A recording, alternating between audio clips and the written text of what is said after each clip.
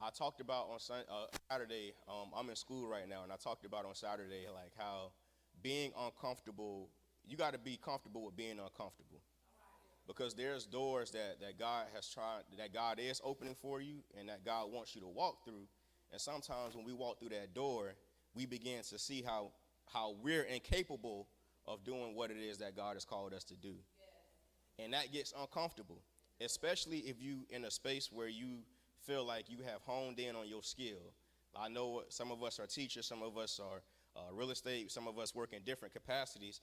But if you've been working on that job for a long time, you begin to feel like I can train other people. It ain't really too much people that can tell me how to do my job because I've been doing my job for so well, and everybody tell me how well I do my job, right?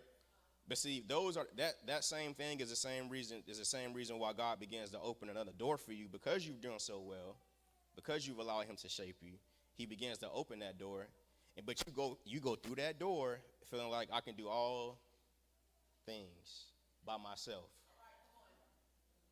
and then He got to slap you across the face real quick to remind you of who He is, but then to remind you that you belong to Him. So He's shaping us.